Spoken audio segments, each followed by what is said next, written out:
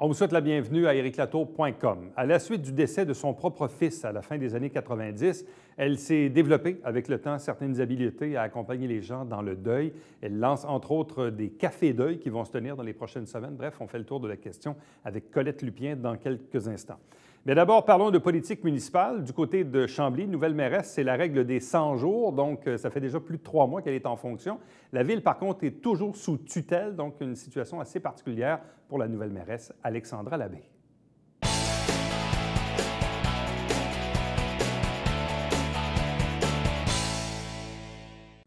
Vous vous rappelez, l'an dernier, on parlait souvent de Chambly pour toutes sortes de bonnes ou de mauvaises raisons. La venue de l'UPAC, la mise en tutelle, la démission du maire, élection partielle.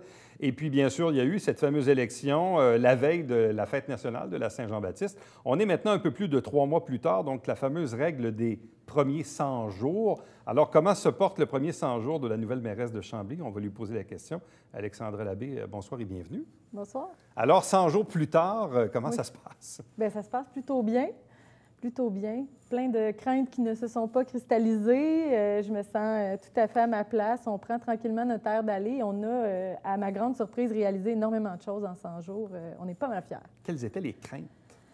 Bien, on en a toutes sortes d'appréhensions. C'est des grandes chaussures. C'est un poste qu'on n'a jamais, bien, en tout cas, que j'avais jamais exercé. C'est une équipe toute neuve aussi qui m'entoure. Hein. On a été 4 à être élus en même temps.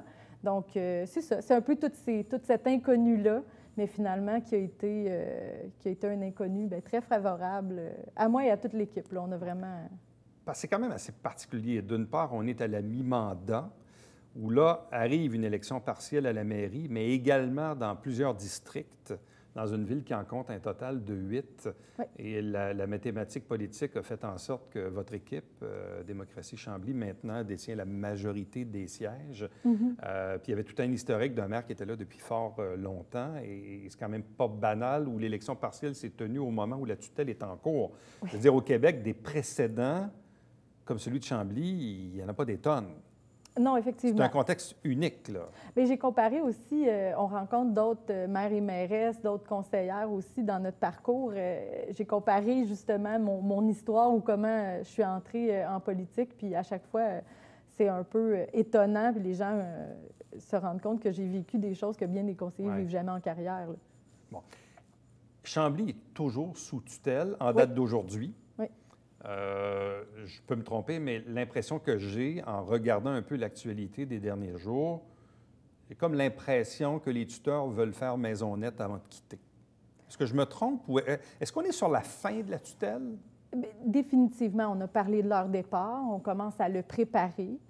Ils veulent faire maison nette. Bien, c'est sûr qu'ils ont, quand un décret ministériel est donné pour qu'une ville soit sous tutelle, ils ont un mandat clair, ils ont une définition de tâches, si on veut. Donc, pour eux, c'est important de s'assurer que tout ça est réglé, que ce pourquoi ils ont été envoyés ne recrée pas de problème. Donc, pour eux, c'est important de partir quand on va être prêt, quand on va être sûr que tout est réglé, parce qu'il n'y aura pas de deuxième décret pour une deuxième tutelle. On veut vraiment régler les choses avant leur départ, mais ça va bon train.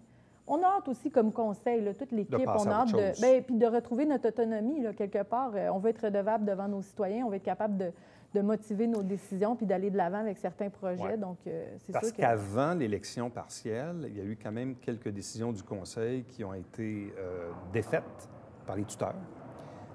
Entre autres, les fameuses poursuites devant les tribunaux pour les citoyens. Bon, ça, c'était tombé. Il y a eu beaucoup de la part des tuteurs aussi un certain ménage, disons, dans l'organigramme de certains postes clés.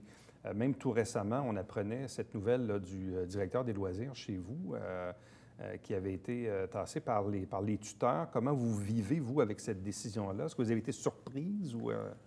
Ah, c'est une surprise pour tout le monde. En même temps, il n'y a rien encore de réglé dans cette situation-là. Là, c'est une enquête à l'interne qui a été ouverte. Donc, en attendant des réponses, on ne peut pas supposer de rien. Il faut comprendre qu'ils ont été appelés, puis dans le décret, c'était bien mentionné par les ministres du Conseil des ministres, qu'on voulait rétablir une confiance puis permettre aux employés de témoigner dans les processus d'enquête, enquêtes qui ne sont pas terminées non plus.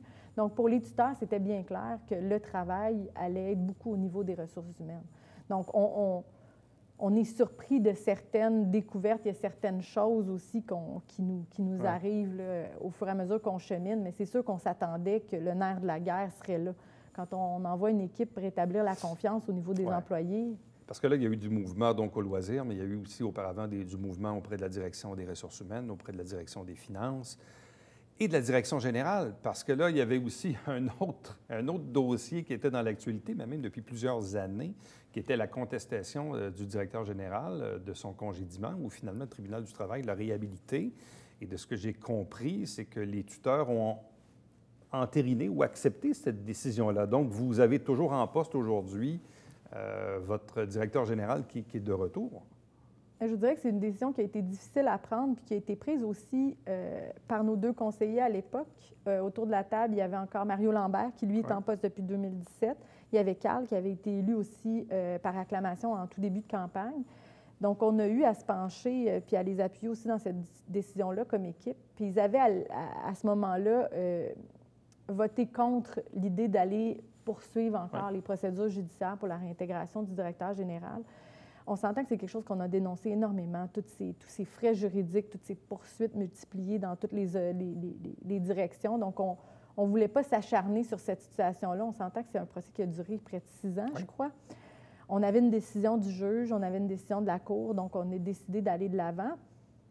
Le Conseil avait voté en grande majorité, en fait, pour aller contre cette réintégration-là. C'est les tuteurs qui, au final, ont pris la décision, mais l'équipe avait fait la réflexion de leur côté. Puis on est d'accord avec la décision des tuteurs. C'était inévitable. Mais comment se passe l'ambiance? Parce qu'au-delà du tribunal qui ordonne la réintégration de monsieur, ce qui a été frappant dans cette histoire-là, c'est de voir les employés de l'Hôtel de Ville qui disent, même si la Cour veut qu'ils reviennent, nous autres, on ne veut pas qu'ils reviennent. Là, on est quelques semaines après la mise en place de cette décision-là. Comment se passe l'ambiance à l'interne comment se passent les relations de travail entre les employés et le directeur général qui a été réintégré par la Cour? Il y a énormément de volets, puis il y a énormément de dimensions à toutes ces décisions-là. Donc, c'est rien de facile. C'est pas une situation facile. On l'a dit, on est encore sous tutelle. Il y a tellement de facettes que c'est dur d'épingler une seule raison de certains encore malaises qui pourraient rester. Mais l'ambiance s'est nettement améliorée, ça c'est sûr, depuis la mise sous tutelle, depuis certaines décisions de mouvement de personnel. Puis je pense qu'avec la décision des tuteurs, tout le monde a mis du sien, puis tout le monde a mis l'épaule à la roue, puis on a tous voulu redonner la chance au courant. Jusqu'ici, êtes-vous satisfaite du travail du directeur général, de sa façon d'opérer ou de tendre la main aux employés en question? Est-ce que vous êtes assez satisfaite du contexte en ce moment? Bien, je vous dirais que là, pour le moment, c'est dur à dire parce qu'on ne travaille plus avec le directeur général. Il est en arrêt maladie. C'est récent? Pour le moment. Oui, c'est assez récent. Ça vient de sortir les médias. Ouais. OK. Donc, monsieur est en maladie. Donc, là, la situation est un peu sur pause, là, ce que je comprends. Effectivement. Bien, en fait, on ne peut pas mettre une ville sur pause, donc on continue à travailler. Pas la ville, mais disons, ce volet-là. On continue de travailler. Mais avant que monsieur tombe en maladie, est-ce que les relations étaient quand même correctes à l'interne? Bien, comme je vous dis, tout le monde y mettait les efforts, mais ce qu'on peut dire, après 2 ou 3 mois, là, c'est difficile. Il n'y avait pas d'évaluation qui avait été faite encore, donc on était dans un processus de réintégration. Hein. Ça suit son cours. Bon. Parmi les dossiers dont on a vu aussi durant cette tutelle là, qui n'est pas terminée à ce jour, entre autres, c'était la reddition de comptes à l'égard, entre autres, des fameux comptes de dépenses de M. Lavoie, l'ancien maire. Est-ce que ça a bougé ou si finalement vous êtes toujours en attente d'un remboursement de M. Lavoie? Bien, en fait, de ce côté-là, quand je vous dis qu'on a toujours des surprises, puis on a toujours des rebondissements de semaine en semaine, ça en fait partie. Là, on veut être sûr que lorsqu'on va faire les réclamations, ce sera final, puis on n'aura pas d'autres choses à trouver plus tard. Donc, c'est sûr que pour le moment, on a certaines priorités. Je vous dirais, le plan d'urbanisme en fait partie. On a des gros dossiers qu'on veut être sûr de mener à terme, puis les réclamations vont venir au fil de tout ça. Là, mais pour le moment, il y a trop de nouveautés puis d'imprévus qui surgissent de semaine en semaine, donc on s'est donné le temps de réflexion. Le fait que les enquêtes sont encore en cours aussi, puis on ne sait pas ce qu'on va se retrouver à avoir comme finalité de ce côté-là, là, et de la commission municipale et de l'UPAC. Ça nous met aussi dans une position où on est en attente un peu de ces résultats-là avant de... Tantôt, je parlais de relations de travail au niveau des employés. Comment se portent les relations politiques? Parce que, bon, votre groupe a pris contrôle de la majorité du conseil, mais sur ce conseil, il y a encore quelques conseillers de l'ancienne époque qui étaient dans l'équipe de M. Lavoie. Comment se portent maintenant ces relations-là avec les individus en question? Bien, je pense que c'est une de nos grandes fiertés avec Démocratie Chambly, avec toute l'équipe, c'est d'avoir rapidement, dès notre entrée en poste, on a vraiment donné une nouvelle teinte au travail autour de l'Assemblée du Conseil. On a maintenant 2 réunions de travail avant chaque Assemblée, 2 réunions de travail où tout le monde est invité à participer, tout le monde a son mot à dire, tout le monde peut s'impliquer dans la préparation du Conseil. Ça a été une grosse différence. Je vous dirais que je pense que tout le monde se prête pas mal au jeu, tout le monde est présent autour de la table, donc on a une belle participation de tous un chacun. On a une belle ouverture, on a donné une place à chacun des conseillers aussi dans les comités qu'on a créés dernièrement. Je pense qu'au niveau de l'Assemblée du Conseil elle-même, on est beaucoup plus détendu, il y a plus d'échanges aussi entre les conseillers et les citoyens. Ouais. Donc, il y a une certaine camaraderie qui s'installe. Je pense que c'est le temps aussi qui va venir à bout de certaines tensions. Là. Comment se porte la web diffusion des assemblées? Ça aussi, c'est assez nouveau? Très bien, très bien. En fait, ça fait 2 assemblées qu'on web diffuse, donc on est pas mal satisfait des résultats. On a un nombre de vues très intéressant pour un conseil. On s'entend qu'un conseil de ville, c'est jamais le vidéo qui va devenir viral non plus, là, mais on est très satisfait des résultats qu'on a. On a une belle qualité de présentation aussi, donc on est content. Juste au niveau de l'accessibilité, qu'on se le dise, on avait une salle du conseil qui pouvait accueillir environ 50 citoyens, qui est peu accessible aux gens à mobilité réduite. Donc, c'est vraiment une belle amélioration, là, la web diffusion. Et là, si on regarde les 4 dernières assemblées publiques que vous avez dirigées, est-ce que les tuteurs ont dû intervenir sur des résolutions votées par le conseil à date? Non? Oui, quelques-unes. Souvent, c'est des technicalités, c'est une question des fois de formulation dans nos résolutions. Donc, on est toujours en travail avec eux. Ils vont suspendre les résolutions, on va retravailler avec eux, on les représente à la séance suivante. Okay. C'est sûr que des fois, ça occasionne certains délais. C'est sûr que des fois, ça occasionne certaines frustrations aussi. Là, quand on travaille fort sur des résolutions, on les pense achevées, puis on se fait dire, bien, finalement, petit détail. Bon, on est encore... Les tuteurs sont des avocats, donc je présume qu'on regarde un peu les points et les virgules. Oui, exactement. Okay. C'est très protocolaire. C'est très collé sur... Et au cours de ces 4 dernières assemblées, est-ce qu'il y a eu des résolutions qui ont nécessité un vote ou si majoritairement les gens sont assez d'accord des décisions prises jusqu'à présent? Il y a eu des votes, il y a eu quelques votes. Pas des tonnes, mais même des votes où ça a créé des fois certains résultats, même à l'intérieur de notre équipe, à l'intérieur de notre parti, où les résultats, en fait, les votes n'ont pas été les mêmes d'un conseiller à l'autre. Mais Démocratie Chambly, on l'a dit depuis le début, tout le long de la campagne, puis on le répète encore, c'est un parti qui n'a pas de ligne de parti. Chacun a sa façon de voir et de penser les choses. On a des valeurs qui nous rassemblent. Chacun représente son quartier, puis va représenter son quartier au mieux.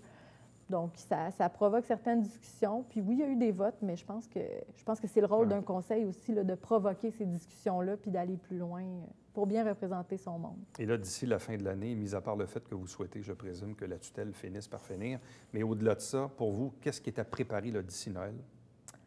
Un gros coup qui est à donner, c'est l'ouverture du pôle culturel de Chambly. Oui. Enfin, on va pouvoir laisser les citoyens se l'approprier, tomber en amour avec. C'est sûr que c'est ça notre objectif. On veut tous apprendre à l'aimer, apprendre à vivre à travers ça. On a 2 belles séries de portes ouvertes qui s'en viennent ce week-end, 12 et 13 octobre et le 19 et 20 octobre.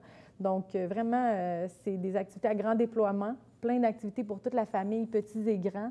On va avoir des grands noms, Stéphane Fallu, Daniel Ouimet, Philippe Laprise. On a aussi plein d'artisans locaux, d'artisans de notre région, donc des auteurs, des créateurs. Ça va vraiment être 2 belles fins de semaine de création musicale, artistique. Ça va être vraiment un bel événement à ne pas manquer. En plus, sur 4 jours, il n'y a pas de raison de ne pas pouvoir être là.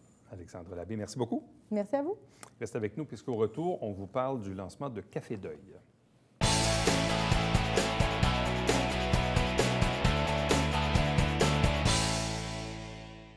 Mesdames et messieurs, bonjour et bienvenue à la Justice entre nous. Mon nom est Serge.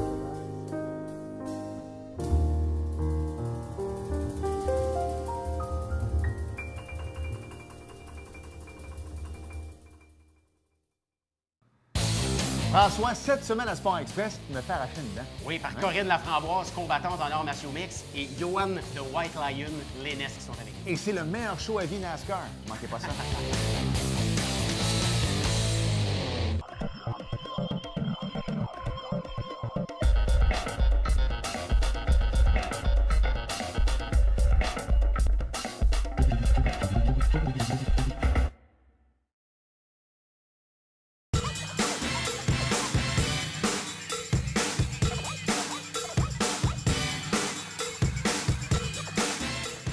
Dimanche, 9h30, Télé Bingo, on vous attend.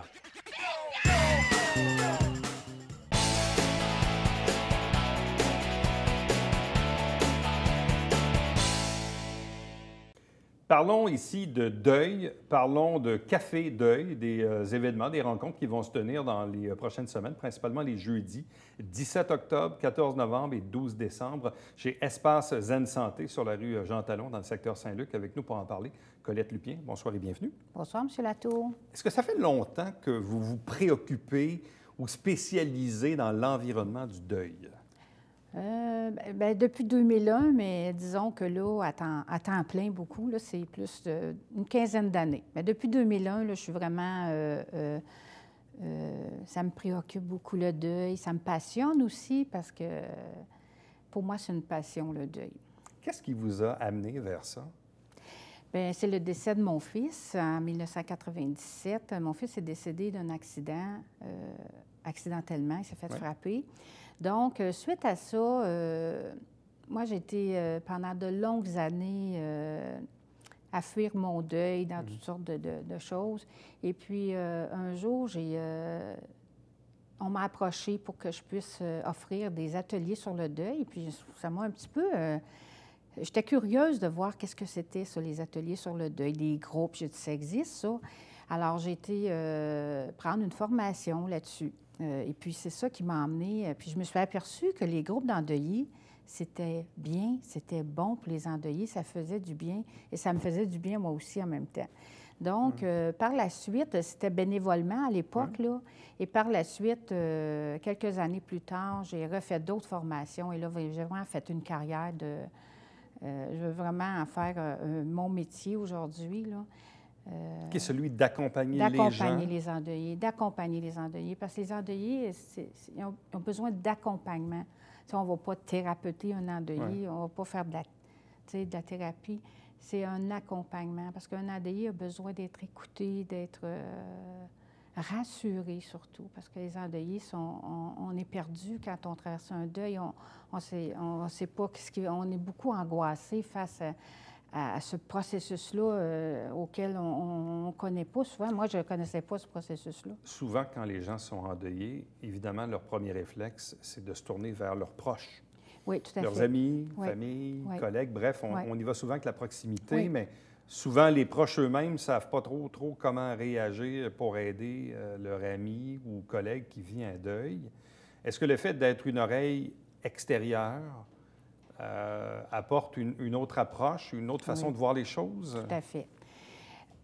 Souvent, nos proches autour de nous sont maladroits. S'ils n'ont pas vécu de deuil, principalement, bien là, c'est difficile pour eux d'écouter notre histoire pendant des mois, puis des fois des années aussi, hein?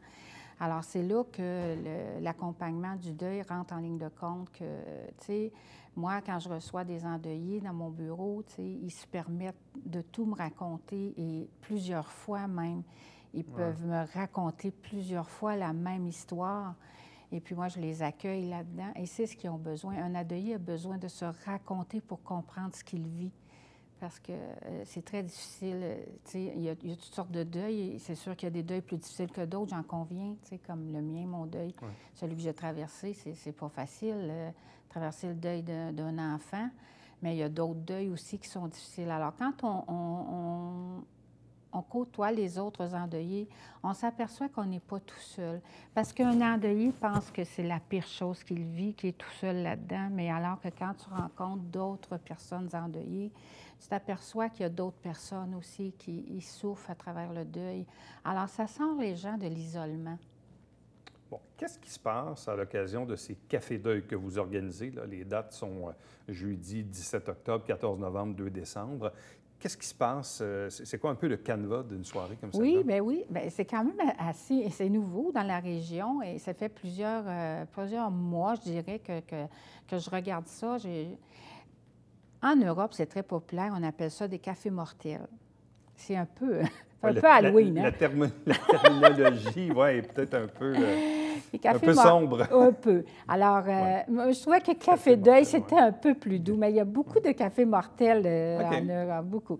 Alors, puis on en voit ici un peu au Québec aussi. Il y en a un à Trois-Rivières, il y en a un à Montréal aussi. Alors moi, j'ai décidé de l'appeler Café Deuil. Qu'est-ce que c'est un Café Deuil? C'est un endroit où les endeuillés vont se rencontrer pour partager entre eux. C'est pas vraiment où là, il va y avoir une structure comme les groupes de soutien où les gens, tu sais, c'est plus fermé. Mais là, c'est un endroit vraiment de partage où les endeuillés vont se rencontrer, ils vont pouvoir échanger entre eux. Puis on n'est pas obligé de parler. Hein? Une personne qui ne veut pas parler peut juste aussi écouter. Alors, c'est vraiment un endroit d'échange, un endroit d'accueil où on va aussi... Oui. Et moi, dans le fond, je vais être là un peu comme modérateur parce qu'il n'y a pas personne qui est thérapeute là-dedans. Là, quelles sont les autres activités ou événements que vous tenez sur une année ou des rencontres particulières, personne à personne? Bref, l'ensemble de vos activités dans une année ressemble à quoi? Bien, moi, je fais de l'accompagnement individuel parce qu'il y a des gens qui préfèrent l'accompagnement individuel. Alors, j'ai mon bureau chez moi. Ensuite de ça, j'anime des groupes de soutien. Alors là, j'en ai 2 en marche, là, des groupes. Là. Puis quand les groupes, je bâtis un groupe, maximum 8 personnes, et je ferme le groupe. On se rencontre pendant 10 semaines, une fois par semaine, toujours le même groupe, et on avance dans le processus du deuil. C'est très, très aidant, vraiment. Je vois beaucoup de comment je dirais? J'aime pas tellement le mot rétablissement, mais je vois beaucoup d'espoir à travers ces groupes-là, vraiment. Puis les gens ont des outils, hein, parce que je leur apporte beaucoup d'outils, beaucoup on fait de la méditation, toutes sortes de choses pour amener un bien-être au quotidien, pour traverser le deuil. Et surtout, la normalité du deuil. Parce que les gens, souvent, vont penser qu'ils ne sont pas normaux après quelques mois de continuer de pleurer ou après un an, puis ils pensent que là, ça devrait terminer, alors que pas du tout. Pas du tout. Pas du tout. Un deuil, ça peut durer quelques années. Puis, même on voyait, c'est parce que je le connais, j'ai travaillé avec lui, Christian Tétrault, qui présentait son livre, Tout le monde en parle. Oui. Bon, Christian qui a eu des jumeaux, à l'âge de 2 ans, l'une des 2 jumelles est décédée d'une maladie particulière. Bref, c'est quand même un événement qui remonte à une trentaine d'années. Tout à fait. Et pourtant, visiblement, Christian, il pense encore tous les jours, là. Je vous dirais, oui, effectivement. Je vous dirais que le 17 octobre, pour moi, c'est une date importante parce que mon fils aurait eu 33 ans. Alors, j'ai choisi cette date-là parce que ça le représente. C'est pour lui, dans le fond. C'est un café deuil que j'offre à sa mémoire. Mais même pour vous, pour un deuil qui remonte à une vingtaine d'années, est-ce que vous le vivez encore au quotidien? Est-ce que c'est dans une journée, dans une semaine, dans un mois, on y pense, on a des flashbacks ou je ne sais pas trop? Bien, c'est sûr que, tu sais, pour les souvenirs, il faut que je recule loin pour avoir des souvenirs de lui. Il faut que je recule quand même de 22 ans. Là. Mais quand même... mais oui, il y a des souvenirs qui reviennent à un moment donné. Mais maintenant, moi, je suis en paix avec le deuil de mon fils. Quand je pense à lui, c'est doux. J'ai plus de peine, tu sais. C'est plus une blessure vive, là. Pas du tout, pas du tout. C'est vraiment...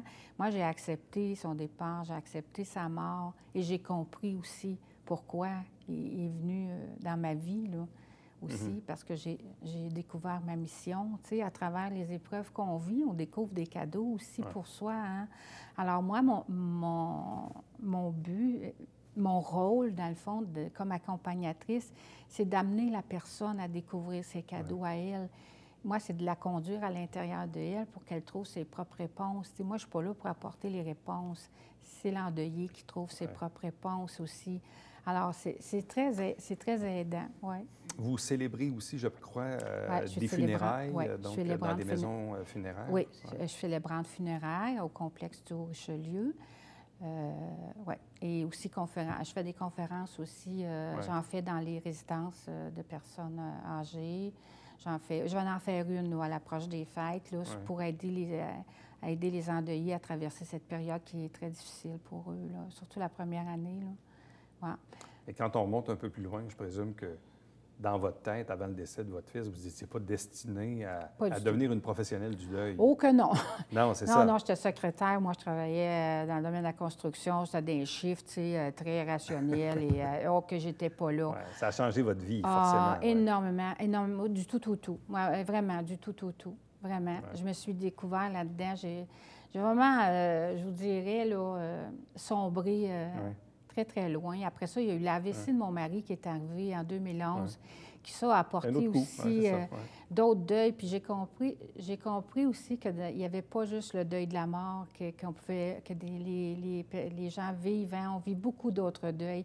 Puis là, tu sais, la population vieillit, hein? Ouais. On le voit, hein? Il y a beaucoup, la population est vieillissante. Puis il y a comme un déni du deuil, là. C'est assez incroyable. Ouais. Bien, le deuil est à plusieurs niveaux. Ça peut être une perte d'emploi, un divorce. Vieillir. C'est vieillir ou perdre des morceaux de sa santé, perdre sa mobilité ou je ne sais trop. Des biens matériels, etc. Tu sais. Alors, il y a beaucoup de deuil. Alors, moi, dans le fond, j'aborde tous les deuils. Et le café deuil est pour les gens qui traversent des moments difficiles, des passages de vie difficiles pour qu'ils puissent s'exprimer et se reconnaître à travers les autres. Colette Lupien, merci beaucoup.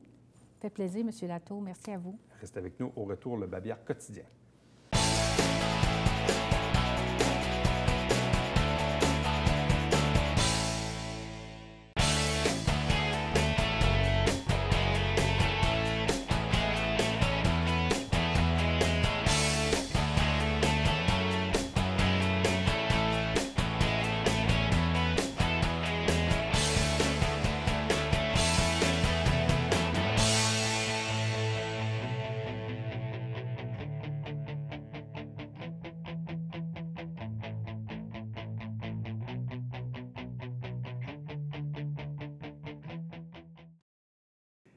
Je ne sais pas si c'est un signe des changements climatiques, mais à tout le moins, la Ville de Saint-Jean-sur-Richelieu a décidé de prolonger de 2 mois sa période de réglementation pour le stationnement de nuit. Vous savez qu'on peut, mais on ne peut pas quand il y a des déneigements. Il faut s'informer, donc vous connaissez un peu la recette. Mais là, c'est du 1er novembre au 30 avril. Donc ça, c'est la nouvelle réglementation. N'oubliez pas notre télébingo dimanche matin, 9h30 en direct, 4 000 $ en prix. Et puis, on se donne rendez-vous demain pour la prochaine émission d'ericlatour.com. Bye-bye.